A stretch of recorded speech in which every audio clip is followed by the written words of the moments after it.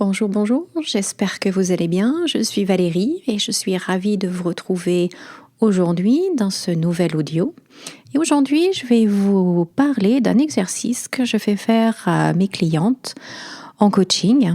Et cet exercice, je l'ai intitulé « Ce que j'aime chez toi ». Vous allez voir que le principe est extrêmement simple, très efficace et agréable à faire. Bref, les 3 critères indispensables dans tout ce que je fais. Donc pour faire cet exercice, vous avez besoin de prendre de quoi écrire, un carnet, un cahier, un stylo ou des feuilles libres, un stylo, un crayon, peu importe, mais vous allez avoir besoin d'écrire. Donc, le principe, c'est d'écrire tout ce que j'aime chez toi. Donc vous allez voir que c'est extrêmement simple et vous allez le faire pour plusieurs personnes. Donc, pour commencer, vous allez prendre quelqu'un que vous aimez particulièrement. Vous avez un amour inconditionnel pour cette personne. Vous l'aimez très profondément. Vous l'aimez tout simplement. D'accord ? Donc, vous écrivez en haut de votre page, de votre cahier ou de votre feuille, donc le prénom de la personne, tout ce que j'aime chez toi. Et là, vous allez écrire absolument tout ce que vous aimez chez cette personne-là. Absolument toutes ses qualités, et que du positif. Vraiment, tout ce que vous aimez chez cette personne. Oui, on ne parle pas des défauts, on ne dit pas ça compense telle qualité, compense tel défaut. Non, non, non, non. C'est vraiment que du positif, tout ce que vous aimez chez cette personne. Et vous remplissez la page, 2 pages, 3 pages, bref, peu importe. Vous écrivez encore et encore tout ce que j'aime chez toi. Ok ? Après, la deuxième phase, vous prenez quelqu'un que vous aimez bien. Vous avez de l'affection pour cette personne, mais voilà, sans plus. Vous l'aimez bien, mais sans plus.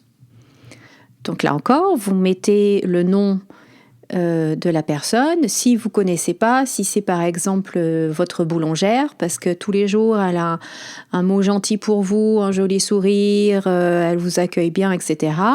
Eh bien, vous écrivez en haut « Madame la boulangère, tout ce que j'aime chez vous ». Et vous faites la liste. Même chose que pour la personne que vous aimiez profondément. Là, vous écrivez, encore une fois, tout ce que vous aimez chez cette personne. Que vous la connaissiez bien ou pas, ça n'a pas d'importance. Mais voilà, vous listez tout ce que vous aimez chez cette personne. Donc, voyez, jusqu'à présent, c'est facile. Et là où ça devient intéressant, c'est dans la 3e partie que je vais vous expliquer maintenant. Le principe est bien évidemment le même. Donc, il s'agit juste d'écrire tout ce que j'aime chez toi. Mais là, vous allez prendre quelqu'un que vous n'aimez pas. Et oui, parce qu'il y a forcément quelqu'un dans votre vie que vous n'aimez pas. Mais alors que vous n'aimez pas du tout. Eh bien, c'est cette personne-là que vous allez choisir. Donc, vous allez marquer son nom en haut et vous allez écrire tout ce que j'aime chez toi ou tout ce que j'aime chez vous. Et vous allez lister. Et c'est là que vraiment le travail est intéressant, parce que c'est facile d'aimer quelqu'un qu'on aime. C'est facile de citer des qualités, de faire preuve d'amour, de bienveillance, de compréhension, de compassion envers quelqu'un qu'on aime particulièrement, ou envers quelqu'un qu'on apprécie, qui a été sympa avec nous. Mais c'est beaucoup plus difficile, de le faire envers une personne qu'on n'aime pas. Et pourtant, cette personne aussi, elle a des qualités. Cette personne aussi, elle a des côtés positifs.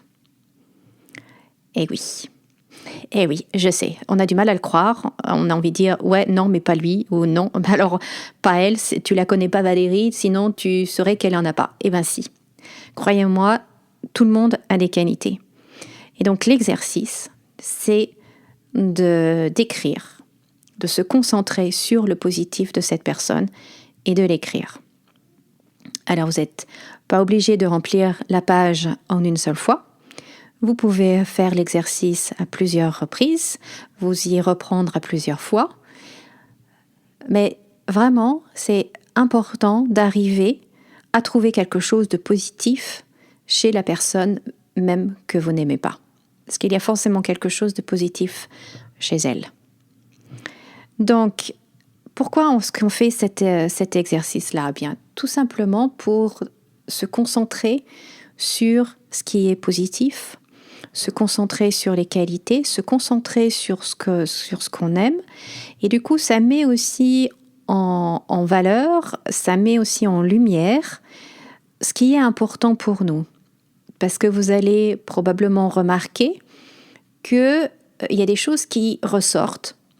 Selon les personnes que vous avez choisies, il y a des valeurs, des qualités, des compétences, quelque chose qui ressort, qui revient à chaque fois. Et donc, ça veut dire que c'est quelque chose qui est important pour vous. Donc, ça met en lumière cela, ça vous aide à en prendre conscience. Et surtout, vraiment, ce qui est important dans cet exercice, c'est que ça vous permet, ça vous oblige à vous focaliser sur quelque chose de positif, d'agréable, de plaisant. Et c'est quelque chose qu'on n'a pas l'habitude de faire. Si dans une journée normale, il se passe 9 choses de bien, de positive et d'agréable et une seule négative, on va se focaliser sur la chose négative. C'est comme ça qu'on est programmé en tant qu'être humain. C'était une question de survie il y a fort longtemps, à l'époque des cavernes et de voilà. On avait besoin d'être très alerte, très conscient du danger pour pouvoir survivre. Or maintenant, le danger est tout autre, mais on a gardé cette habitude-là de se concentrer sur le négatif. Or, avec cet exercice-là, vous allez vous concentrer sur le positif et c'est vraiment ce qui est important.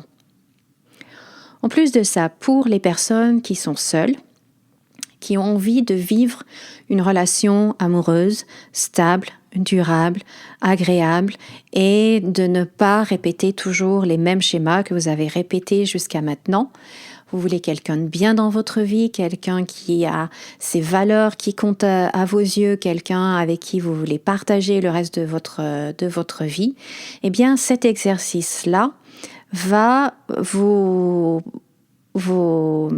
permettre là encore de vous concentrer sur le positif. Et si vous choisissez vos ex, par exemple, et que vous écrivez pour chacun d'eux ou d'elles ce que vous aimez chez eux, eh bien, vous allez voir que vous allez être dans une dynamique positive, que vous allez faire ressortir du positif. Et la loi d'attraction étant la loi d'attraction, vous allez finir par attirer une personne qui a ces qualités-là, qui a tout ce qui est important et positif pour vous.